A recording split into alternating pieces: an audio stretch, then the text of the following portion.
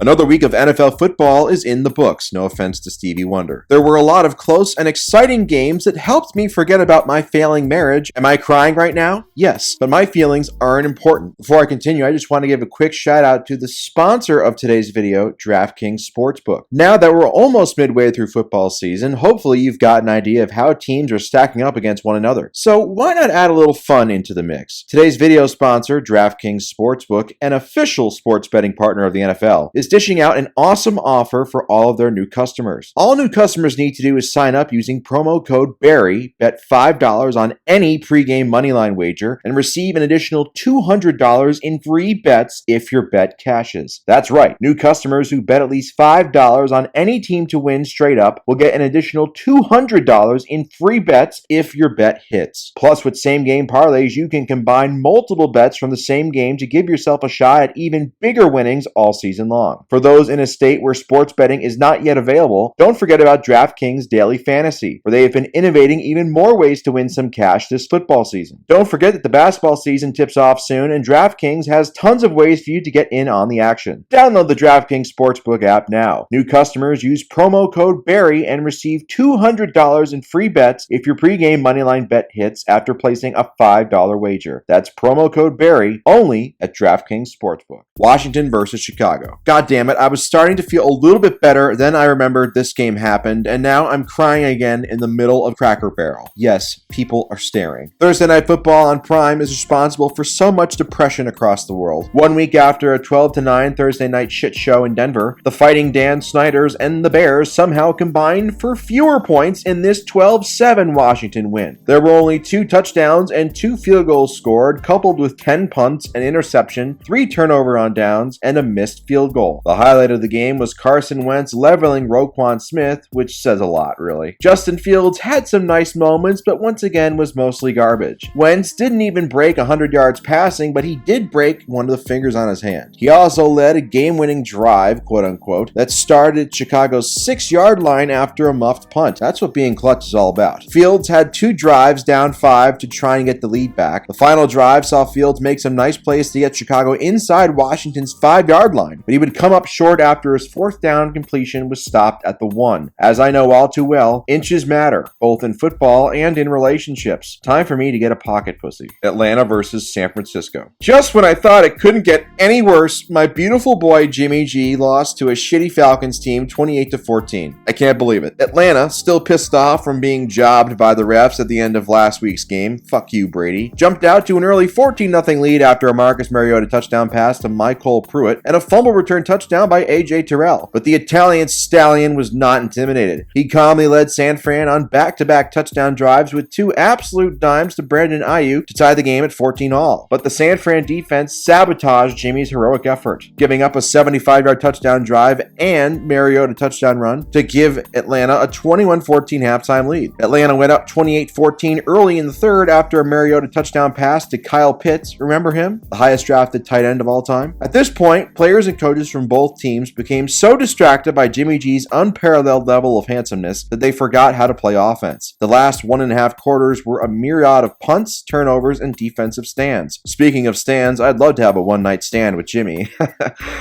That was supposed to be an inside thought. Ah, fuck it. I'm not ashamed, goddammit. Kyle Shanahan has still never had a career record over 500 at any point as a head coach. Indianapolis versus Jacksonville. Trevor Lawrence versus Matt Ryan Part 2 was actually a pretty exciting game. Lawrence started the scoring with a 1-yard touchdown run to make it 7-0 Jacksonville after 1. After an Indy field goal made it 7-3, Jacksonville running back JaMychal Hasty broke free for a 61-yard touchdown run to make it 14-3 Jacks. Ironically, Hasty finished the game with 57 yards. Yeah, -4 yards on his other 2 runs. That's the Jags for you. Ryan then found Paris Campbell for a 4-yard touchdown to make it 14-10, then led Indy on a field goal drive to make it 14-13 at halftime. The old bastard completed 42 passes in this game, mostly of the check down variety, but Indy needed every one of them, as Jacksonville took a 21-13 lead after another Lawrence touchdown run. Ryan answered back with a touchdown drive, but the 2-point conversion was no good, giving Jacksonville a 21-19 edge. Indy made a nice 4th down stand, giving Ryan the ball back, which he then led another touchdown drive with a 10-yard touchdown pass to Jelani Woods to make it 26-21 Colts. In arguably the most impressive drive of his career so far, Lawrence led a long 10-minute touchdown drive, which ended with him throwing a go-ahead touchdown to Christian Kirk, whose name translates to Vikings starting quarterback to give Jacksonville a 27-26 lead with 2:44 left. The two-point conversion was no good though, and Jacksonville's defense had no answer for Ryan on the final drive when he found Alec Pierce for a touchdown and a successful two-point conversion run to give Indy a 34-27 lead with 17 seconds left. A last-ditch lateral play failed, and the Jags fell to 2-4, wasting one of the better games of Lawrence's career thus far. Minnesota versus Miami. Miami has dealt with a shitload of quarterback injuries the last few weeks. This time it was Skylar Thompson's time to get hurt, as his first career start was ended after one quarter, paving the way once again for disturbingly large penis haver Teddy Bridgewater to take over until Tua gets back next week. Bridgewater helped Miami go up 3-0 in the second, but after that it was all Vikings. Kirk Cousins found Irv Smith Jr. to go up 7-3. Then a Minnesota field goal made it 10-3 at halftime. The third quarter saw a bunch of punts and defensive football before Kirk said enough of this shit and found Adam Thielen on a 2-yard touchdown pass to go up 16-3 early in the fourth. Megalodon-sized penis owner Teddy wasn't ready to quit though, as he led a long drive ending with a 4-yard touchdown pass to Mike Gesicki to make it 16-10. The key moment of the game came in the fourth when Miami was driving to potentially take the lead, and Jalen Waddle fumbled in Minnesota territory. 2 plays later, legendary respecter of women in the military Dalvin Cook broke off a 53-yard touchdown run, and a successful two-point conversion gave Minnesota a 24-10 lead with 3:15 left. Bridgewater threw an interception but got the ball back again and threw another touchdown pass to Gesicki to make it 24-16, but Miami mysteriously went for 2 and failed. Their onside kick then failed to seal the Minnesota win. Kirk Cousins is now 5-1, well above the 500 line, and we are on the verge of a nuclear war between Russia and Ukraine. Coincidence? I think not. Cincinnati versus New Orleans. Hey, did you know that Joe Burrow and Jamar Chase used to play together at LSU, and now as professionals they're returning to Louisiana to play the Saints? Wow! It wouldn't be an easy win though, as they were facing future Hall of Fame quarterback Andy Dalton, who started the scoring by finding Traquan Smith on an 18-yard strike to go up 7-0. Burrow then found ex-amateur boxer Joe Mixon on a 9-yard pass to tie it at 7 after 1. New Orleans wouldn't be silent for long though, as Rashid Shaheed, try saying that 5 times fast, broke off a 44-yard touchdown run to go up 14-7. After Cincinnati 3-and-out, New Orleans added a field goal to make it 17-7, but Burrow then showed off his sneaky athleticism by breaking off a 19-yard touchdown run to make it 17-14. New Orleans would answer with a field goal to make it 20-14 at halftime, and then another field goal to make it 23-14 in the third, before Burrow found Chase on a great throw to make it 23-21 New Orleans heading into the fourth. The final stanza saw both teams exchange field goals to make it 26-24 New Orleans, and after forcing a New Orleans punt, Burrow clutched up and found his college buddy Chase once again for a 60-yard touchdown to go up 30-26 with 2 minutes left. The two-point conversion was missed, so New Orleans still had a chance to steal victory. But after getting the ball around the Cincy 40-yard line, Dalton took a bad sack and threw a desperation incompletion on 4th and 17 to end the game. Don't look up the Saints' connection to their local Catholic Church diocese. Just don't do it, alright? I'm begging you, don't do it. New York Jets versus Giants. Arguably the most surprising game of the week, even though looking back, it really shouldn't have been. The Packers and Aaron Rodgers are not good and haven't been good this year outside of a few stretches. So a young and upstart Jets team walking into Lambeau Field and giving them the business to the tune of a 27-10 win isn't totally surprising. After a horrible first half that only saw both teams score on field goals, the Jets took control in the third, scoring on super hard worker / sneaky athlete Braxton Berrios' touchdown run to go up 10-3, then several minutes later taking a 17-3 lead off of a blocked punt. Rodgers finally woke up for one drive and found Allen Lazard on a beautiful touchdown pass to make it 17-10, but the Jets showed some moxie by answering back with a long Breece Hall touchdown run to go up 24-10 in the fourth. Rodgers did nothing in the fourth in what was one of the worst losses of his career. To make matters even worse, Zach Wilson, aka Handsome Johnny Manziel, barely did anything. It's obvious the Packers' title window in the latter part of Rodgers' career was from 2019 to 2021, especially 2020 and 2021, and they crapped their pants when it mattered most. Now they have no receivers, Rodgers looks old and hurt, their offensive line looks like shit, and their defense has underwhelmed. But hey, they're still 3-3 and it's a long season, so I still expect them to find a way to get to the wild card at least. As for the Jets, the 4-2 start is nice, and they've hit on a lot of high draft picks in the last 2 or 3 years. Wilson, however, is not one of them, so I still have zero faith in the Jets being contenders until they upgrade a quarterback, or else this will be just like the Mark Sanchez era, a talented team held back by its shitty quarterback. Pittsburgh versus Tampa Bay. Before I get into the review, I just want to take a moment to remember all the earthworms and ants that Tom Brady killed with his low and inaccurate passes throughout this game. In my opinion, he should be arrested and put on trial for animal cruelty. Isn't it great that this asshole just lost to a 1-4 Steelers team? I mean, it's just so great when the this asshole loses. Kenny Kitten Mittens Pickett started off looking great, throwing a touchdown to future Hall of Fame running back Najee Harris to give Pittsburgh a 7-0 lead early. Then the game became a field goal contest for the next 2 quarters while both offenses failed to get into the end zone. But hey, at least we got another tantrum out of Brady. We actually have the exclusive clip of what Brady told his teammate. Take a look. Hey, you bastards really need to start blocking better. I'm serious. On that last drive, a defender sacked me and a little bit of poop came out of my ass. I'm really scared and lonely, alright?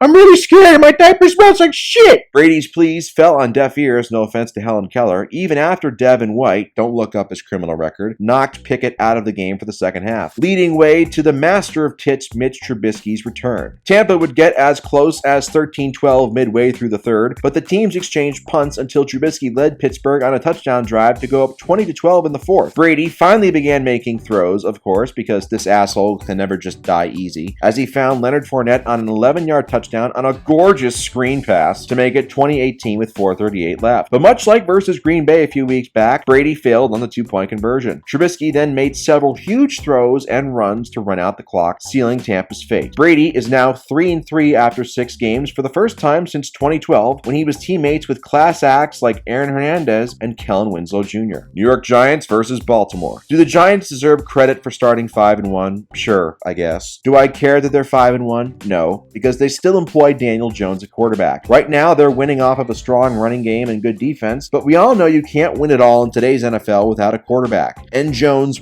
will fuck it up at crucial moments. You are who you are, and that's who he is. Meanwhile, the Ravens did what they usually do, get out to a big lead with Lamar looking amazing, then slowly but surely losing their huge lead before losing the game in embarrassing fashion. After a scoreless first quarter, Kenyon Drake broke off a 30-yard touchdown run to give Baltimore a 7-0 lead. Jones found Wan'Dale Robinson to tie it at 7. Justin Tucker made 2 field goals in a row to give Baltimore a 13-7 lead late in the third, before the Giants answered with their own field goal to make it 13-10 entering the fourth. The fourth began with Lamar finding Mark Andrews on a 12-yard score to make it 20-10 Baltimore. To his credit, Jones and premarital sex enjoyer Saquon Barkley nutted up and led New York on an impressive 75-yard touchdown drive, capped off by a Jones touchdown pass to Daniel Bellinger to make it 20-17 with 6 minutes left. Lamar had multiple chances to put the game away, but he pooped his pants, and unfortunately for him, he wasn't in Cleveland this time. He threw an interception which set up a short New York touchdown drive and touchdown run by Barkley to take a 24-20 lead for the Giants. Then Lamar got strip sacked by rookie Kayvon Thibodeau on the final drive to seal the loss. It also disturbs me how much Brian Daboll looks like Alex Jones. The league needs to investigate this. Los Angeles Rams versus Carolina. I'm gonna keep it real with you, Chief. I didn't watch a second of this game. In fact, the only thing I remember about it was seeing Robbie Anderson throwing a hissy fit and being thrown off the field by his coach on social media. Baker Mayfield missed the game from exhaustion after taking excessive trips to a local Cheesecake Factory parking lot, but it doesn't matter. Carolina has no good quarterbacks with or without him. They did take a 3-0 lead and even a 10-7 lead at halftime, thanks to Super Bowl champion quarterback Matthew Stafford throwing another terrible pick six. In Stafford's defense, he did defeat racism by throwing a touchdown pass to Allen Robinson in the first half. Racism is now officially over, folks. Rejoice. The second half saw the Panthers offense put up a big goose egg, but still, the Rams didn't actually take the lead until late in the third off of a 17-yard touchdown run to go up 17-10 entering the fourth. The fourth started with Carolina failing to answer, back down 7. Then Stafford finally put a good touchdown drive together, capped off by a touchdown run to go up 24-10 with 8:15 left. PJ Walker unfortunately does not have Tom Brady witch magic powers, so there was no furious comeback to be had here. He got benched for Jacob Eason, who promptly threw a terrible end zone interception to end the game. Carolina should trade away the gritty, deceptive athlete Christian McCaffrey while he still has some value. He would make a great boyfriend for my wife. New England versus Cleveland. This game saw Bill Belichick return to his first coaching job. Did you know he used to coach the Browns? Nobody ever mentions that. But Belichick wasn't nervous. You know why? Because he had the zap under center. When other teams zig, the Patriots zap.